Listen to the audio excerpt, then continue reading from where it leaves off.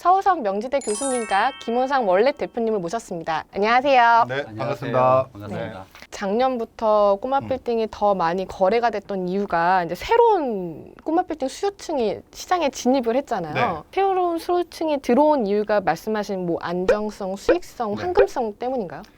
제가 봤을 때는 동학개미나 네. 뭐 기타 뭐 해외 부동산 투자도 많이 하고 있잖아요. 젊은 분들이 많이 똑똑해지셨고 지금 이제 장기화되어 있는 이런 저금리 투자하지 않으면 세상에 살아남을 수 없다라는 어떤 강한 위기의식 그들을 공부하게 했고 또 공부할 수 있을 만한 충분한 채널들이 생긴 거죠. 그래서 옛날에는 한 뭐 은퇴를 앞두고 계신 뭐 한 5, 60대 분들이 대부분이었다면은 지금은 한 3, 40대에 부부가 둘이 뭐 법인을 설립해서 또 오셔요. 미팅을 하거나 이제 컨설팅을 해드리면은 저희보다 시장에 대해서 더 많은 이해를 하고 계세요. 아주 날카로운 질문을 하시거든요. 주거를 투자하는 것이 그간에 새 아파트를 멀티로 다량으로 계속 사들여가는 게 최근 4, 5년의 부동산 시장에서의 강력한 트렌드였는데 그것이 제도적으로 계속 막히고 세제적으로 막히면서 더 이상 이제 부동산으로 똘똘한 한치는 갈 수 있어도 더 갈 수 없는 상황으로 갔고 임대 시장도 정부 규제에 의해서 갈 수 없는 임대 사업자 내는 것도 어려워지면서 한국 부동산 시장에서 갈 수 있는 분야가 어디냐라고 했을 때 꼬마 빌딩이 그거의 대상이 될 만하다라는 거는 현재의 마켓의 상황에서는 해석될 수 있다. 같은 가격이면 이제 강남 아파트 대신에 꼬마 빌딩을 사시려는 분들이 늘었어요. 이게 좀 꼬마 빌딩을 사는 게 아파트보다 장점이 있나요? 이제 세금상 세금에 대해서 뭐 이제 중과를 받아 보니까 이렇게 해가지고는 우리 집 거덜나겠다. 그러느니 돈은 있는데 투자를 해야 됐는데 전에는 이제 아파트를 몇 채씩 보유하고 있다가 이제 자녀도 나눠주고 뭐 다 했는데도 처분도 했는데 이제 돈을 가만히 둘 수는 없거든요. 그분 성향상. 그래서 그분들이 이제 놓고 할 수 있는 게 가장 강남 쪽 아파트 말고는 뭐 대체로는 뭐 강남 쪽에 있는 건물들 또 이제 그 지역이 안 되면은 뭐 성수동이나 홍대나 뭐 이런 쪽의 건물들을 이제 사서 보유하면서 이제 임대료도 받고 또 향후에 대해 투자 처분했을 때는 소득도 생각을 해서 이렇게 많이들 매입을 하시죠. 이 주거가 아니다 보니까 뭐 보유세나 종부세 부담은 네, 상대적으로 적죠. 네, 상대적으로 적죠. 그 동안에는 이제 다만 이제 최근에 계속 뭐 공시지가 현실화하겠다. 그래서 매매가 반영률을 계속 높이고 있어서 올라가고는 있는데 지금 약간 징벌적 세금에까지는 가지 않았다라는 거죠. 예, 예. 아파트처럼 네, 그렇죠. 주택처럼 예, 가진 예, 않았고 예, 예. 이게 대출은 어느 정도 나오나요? 개인 같은 경우에는 뭐 한 매입하려고 하는 한 5, 60% 정도. 근데 이제 2018년도에 RTI가 나와서 그 내용은 결국은 이제 임대료 많이 안 나오면 대출을 해주지 말아라. 위험하다. 그리고 대출에 대한 제한을 하기 위해서 임대소득에 대해서 적용했던 RTI가 있고 나서부터는 좀 더 줄었죠.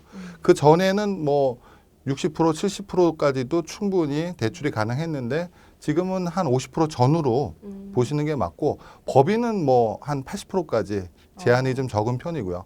뭐 사업하시겠다고 하는 분들은 또 많이들 최근에 한 2, 3년간에 쭉 보면은 제법 중견기업인데 돈이 조금 목돈이 모여 있는 그런 회사들은 사옥을 또 많이 사셨거든요.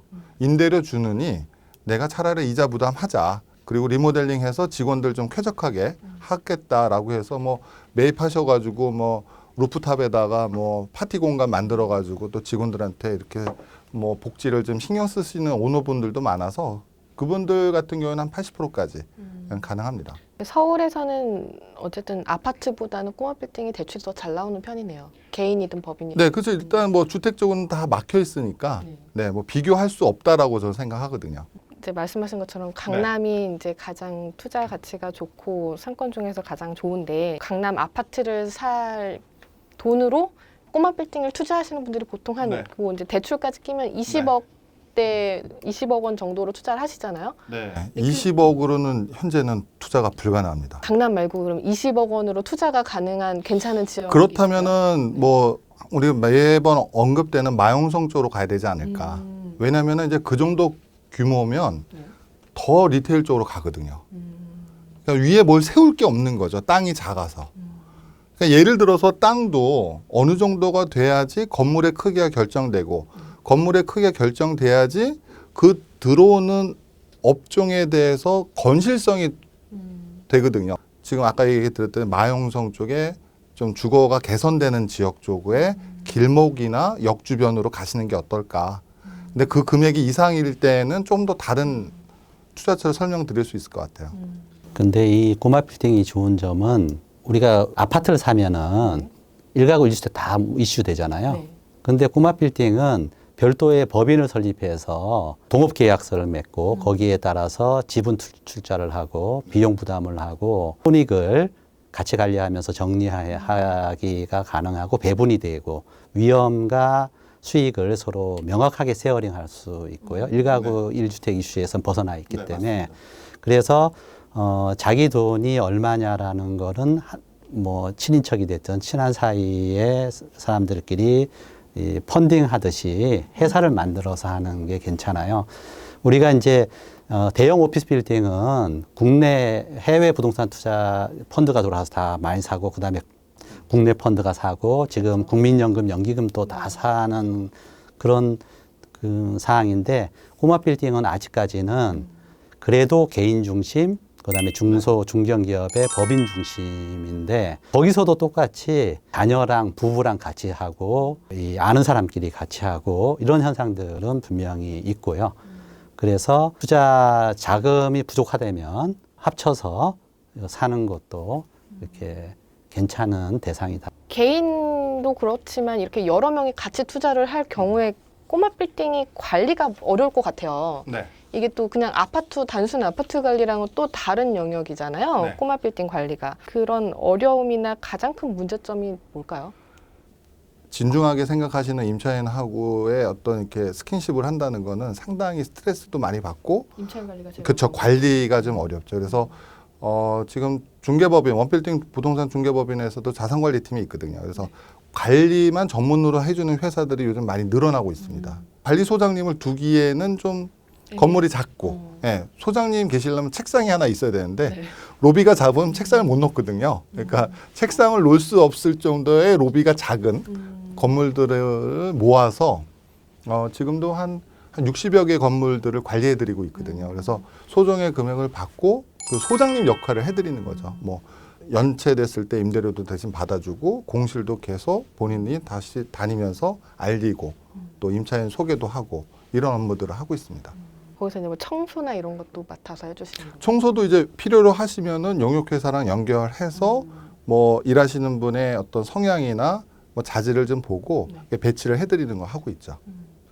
관련해서 또 이제 그 자산 관리 어려운 꼬마 빌딩의 어려운 자산 관리를 해결하기 위해서 또 어플도 최근에 또 이제 만드셨죠. 꼬마 빌딩을 갖고 계시는 분들은 사실은 굉장히 건물을 관리를 잘할 것 같은데 지금 얘기하셨던 대로 관리에 어려움은 하드웨어적인 어려움은 그런 게 있고요. 네. 임대 소득이 들어오죠. 네.